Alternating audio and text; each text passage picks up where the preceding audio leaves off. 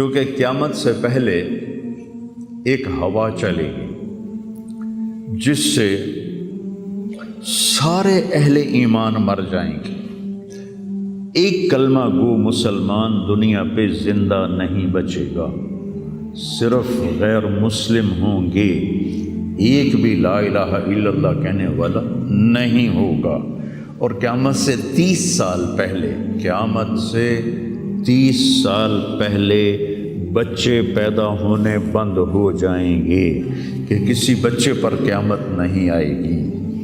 یوم تذہل کل مرضعۃ عما ارضعت، وہ ہولناکی بتانے کے لیے تشبیہ ہے، وہ یہ نہیں کہ ایسا ہو رہا ہوگا، کیونکہ بچہ تو کافر کا بھی ہو وہ معصوم ہے، مسلمان کا بھی ہو تو وہ معصوم ہے، اس لیے آپ نے کہا کہ سارے جو نابالغ مرتے ہیں وہ جس مذہب کے بھی ہیں سب جنت میں جائیں گے، چونکہ ان پر تو بھی شریعت لاگو ہی نہیں ہوئی ہے، اور سارے بچے حضرت ابراہیم علیہ السلام کے پاس چلے جاتے ہیں۔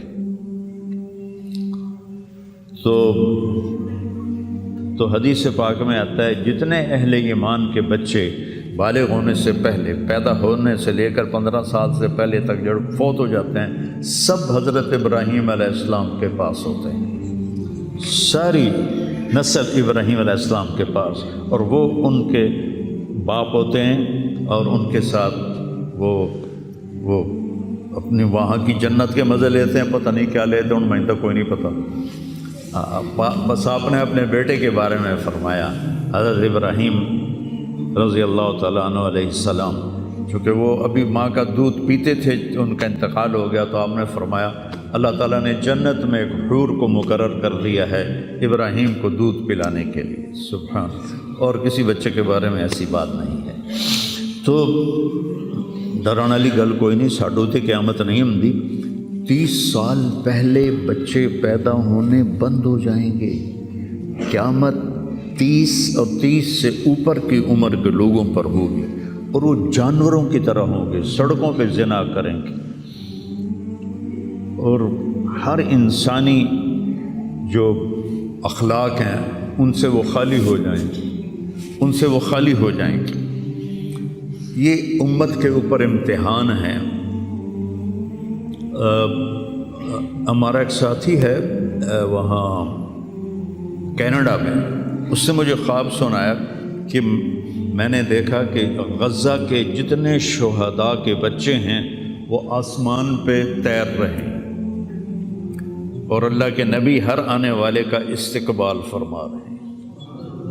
تو ہمیں دیکھنے میں تو بڑا ظلم نظر ہے، ظلم ہے بھی صحیح، لیکن ہماری تو موج ہے، تو سارے جنت میں گئے، جتنے بڑے شہید ہوئے وہ بھی جنتی، عورتیں شہید ہوئیں وہ بھی جنتی، مرد شہید ہوئے وہ بھی جنتی، اور بچوں کا تو میں نے کینیڈا میں ایک نوجوان خواب دیکھ رہا ہے، راونڈ کا پڑھا ہوا ہے، عالم ہے، کہ میں نے خواب دیکھا کہ غزہ کے شہداء کے بچے آسمان پر تیر رہے ہیں، اور اللہ کے نبی ہر آنے والے بچے کا استقبال فرما رہے ہیں۔ تو ساڑی تو موج ہو گئی، ہمیں دیکھنے میں موت نظر آتی ہے، حقیقت میں دیکھو ایک ہوتا ہے کامیاب ہونا، اور ایک ہوتا ہے فتح پانا، ایک ہوتا ہے ناکام ہونا، اور ایک ہوتا ہے شکست کھانا۔ یہ دو الگ چیزیں ہیں، کامیابی الگ چیز ہے، فتح الگ چیز ہے، ناکامی الگ چیز ہے، شکست الگ چیز ہے۔ کربلا کے میدان میں سب سے مقدس خون بہایا گیا، سب سے پاکیزہ خون بہایا گیا، اور ان سب کو شکست ہو گئی، اور وہ سارے گردنیں کٹوا کے نیزوں پہ چڑھ گئے، لیکن وہ ناکام نہیں ہیں، وہ کامیاب ہیں۔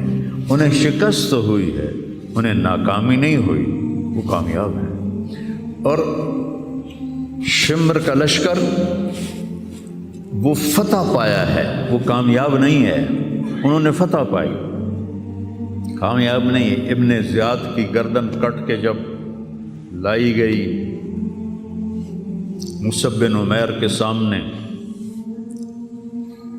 جیسے حضرت حسین علیہ السلام کی گردن کٹی ہوئی ابن زیاد کے سامنے رکھی گئی تو وہ ایسے منہ پہ چھڑیاں مار کر کہنے لگا میں نے ایسا خوبصورت چہرہ آج تک نہیں دیکھا جو مرنے کے بعد بھی اتنا دیکھا جو مرنے کے بعد بھی اتنا چمکتا ہوا تر و تازہ ہو۔ تو حضرت ابو برزہ اسلمی رضی اللہ تعالیٰ عنہ نے کھڑے ہو کر روتے ہوئے فرمایا کہ ظالم یہ چھڑی یہاں سے ہٹا لے، میں نے ان ہونٹوں پہ اللہ کے نبی کے ہونٹوں کو لگتے ہوئے دیکھا ہوا۔ تو کہنے لگا تو بوڑھا ہو گیا ورنہ تیرا بھی سر اڑا دیتا میں۔ تو جب اللہ تعالیٰ انتقام لینے پر آئے اور ابن زیاد کو قتل کیا گیا اور اس کی کٹی ہوئی گردن آئی حضرت مصعب بن عمیر کے سامنے، تو ایک دم مجمع میں ہلچل مچی، جاءت جاءت، وہ آیا وہ آیا وہ آیا۔ کیا دیکھا؟ ایک چھوٹا سا سانپ، اتنا انتہائی تیز، وہ تیزی سے آیا اور اس کی ناک میں داخل ہوا اور منہ سے نکل گیا، پھر اس کی ناک میں داخل ہوا اور منہ سے نکل گیا، پھر اس کی ناک میں داخل ہوا، پھر اس کے منہ سے نکل کے پھر غائب ہو گیا۔ تھوڑی دیر کے بعد پھر آواز آئی، جا وہ آیا وہ آیا وہ آیا۔ تو دیکھا وہی سانپ پھر آ رہا ہے اور آ کر اس کی ناک میں داخل ہوا اور پھر نکلا نہیں، اندر ہی غائب ہو گیا۔ فتح پائی ابن زیاد نے لیکن ناکام ہو گیا۔ شکست کھائی امام حسین علیہ السلام اور ان کے 72 ساتھیوں نے، لیکن وہ کامیاب ہو گئے۔ جنگ سے پہلے آپ کو اونگ آ گئی تو آنکھ کھلی تو آپ ہنسنے لگے۔ حضرت زینب نے پوچھا یہ کوئی ہنسنے کا موقع ہے، کیوں ہنسے ہو؟ کہا خواب میں اللہ کے نبی ملے ہیں، کہہ رہے بیٹا میں تمہیں لینے کے لیے آ چکا ہوں۔ تو دیکھنے میں شکست ہوئی ہے لیکن وہ کامیاب ہیں۔ عمر بن سعد کو فتح ہوئی ہے، وہ ناکام ہے۔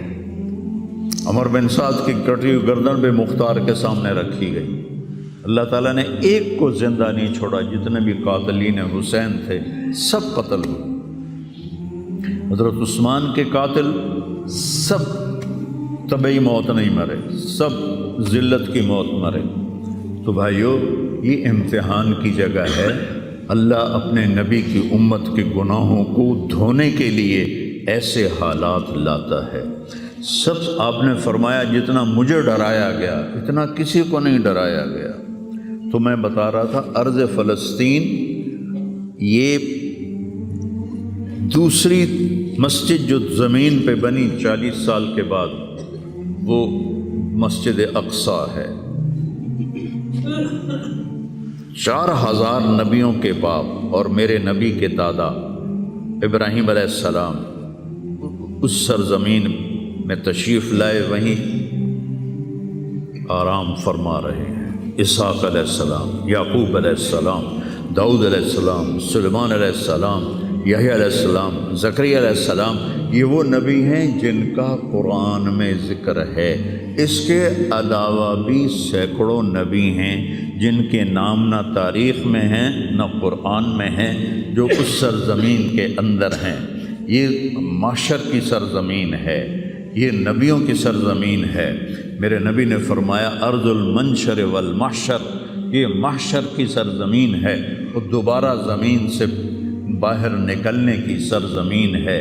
اور پہلا بڑا معرکہ روم اور صحابہ کے درمیان ہوا تھا فلسطین میں، اجنادین کے مقام پر، جو آج رملہ کہلاتا ہے۔ رملہ کے قریب یہ روم کی تعداد 90,000 تھی اور صحابہ کی تعداد 30,000 تھی، اور خالد ابن ولید رضی اللہ تعالیٰ عنہ وہ لشکر کے امیر تھے۔ اس وقت وہ عراق میں تھے۔ جب حضرت ابو بکر صدیق کو پتہ چلا کہ جو 18 دن کا تھا اور ایک راستہ تھا جس سے لوگ آتے جاتے تھے وہ 2 مہینے کا تھا، تو حضرت خالد نے فرمایا میں اس صحرا کو پار کروں گا۔ لوگوں نے کہا ہم بھوک سے مر جائیں گے، پیاس سے مر جائیں گے۔ کہا جس لشکر میں رافع ابن عمیرہ ہو وہ لشکر ہلاک نہیں ہو سکتا۔ آئے اشاق گئے وعدہ فردہ لے کر، ابو نے ڈھونڈ چراغ رخ زیبا لے کر۔ آئے تھے کچھ لوگ جو اللہ کو راضی کر کے دوستی لگا کے دکھا گئے، کب اپنی آنکھوں سے ڈھونڈ چڑھا کر خزیبہ تمہیں نظر کوئی نہیں آئیں گے، مرد نظر آئیں گے، انسان کوئی نہیں نظر آئے گا، عورتیں نظر آئیں گی، انسان کوئی نہیں نظر آئے گا۔ تو فرمایا جس لشکر میں رافع ہو وہ لشکر ہلاک نہیں ہو سکتا۔ انہیں فرمایا ہمارے پاس پانی کا بڑا ذخیرہ ہے، ہم ہلاک نہیں ہوں گے، ہمارے پاس رافع ہے،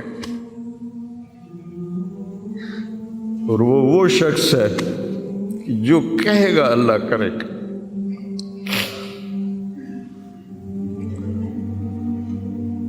18 دن میں اس کو پار کیا، اور ایک مقام پر آ کر پانی ختم ہو گیا، 3 دن بغیر پانی کے گزارے۔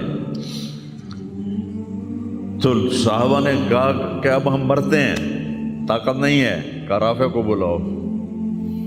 رافع کی آنکھیں خراب تھی، فرمانے لگے رافع پانی چاہیے۔ کہنے لگے اچھا مجھے بتاؤ کہاں ہیں ہم، کیونکہ وہ دیکھ نہیں پا رہے تھے۔ تو انہوں نے فرمایا کہ فلاں جگہ۔ اب صحرا میں تو کوئی نشان منزل ہوتا ہی نہیں، تو کوئی انہوں نے جھاڑیاں بتائیں، کہنے لگے کچھ جھاڑیاں دیکھو ایک طرف کٹھی ہوں، کٹھی جھاڑیوں کا کوئی جھنڈ ہو، مجھے بتاؤ ہے؟ انہوں نے کہا ہاں وہ نظر آ رہا ہے، کہ مجھے وہاں لے چلو۔ وہاں لے گئے، ایک جگہ اشارہ کیا کہ یہاں سے زمین کھودو۔ زمین کھودی تو پانی کا چشمہ نکل کے باہر آ گیا۔ کبھی ہم بھی تم میں بھی چاہ تھی، کبھی ہم بھی تم میں بھی راہ تھی، کبھی ہم بھی تم بھی تھے آشنا، تمہیں یاد ہو کہ نہ یاد ہو۔ اللہ نے تو بے وفائی کی نہیں، ہم نے بے وفائی کی۔ اس کی مدد جو رکی ہوئی، یہ بھی اس کی مدد ہے۔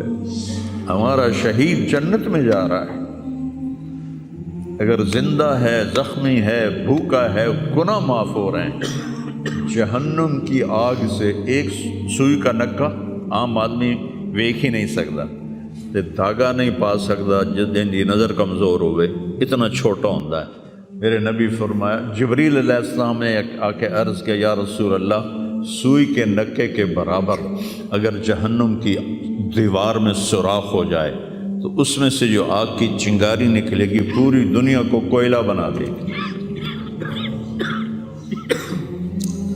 اس کے سامنے یہ تکلیف تو بڑی تھوڑی ہے، لیکن بات اصل یہ ہے کہ ہم نے اللہ سے دوستی چھوڑ دی۔ یہودیوں کو گالیاں بعد میں دو، پہلے ہم اپنے گریبان۔ تجھے کیوں فکر ہے اے گل دلے صد چاک بلبل کی، تو اپنے پیرہن کی چاک تو پہلے رفو کر لے۔ کتنا جھوٹ بولا جا رہا ہے، کتنے جھوٹے مقدمے ہیں۔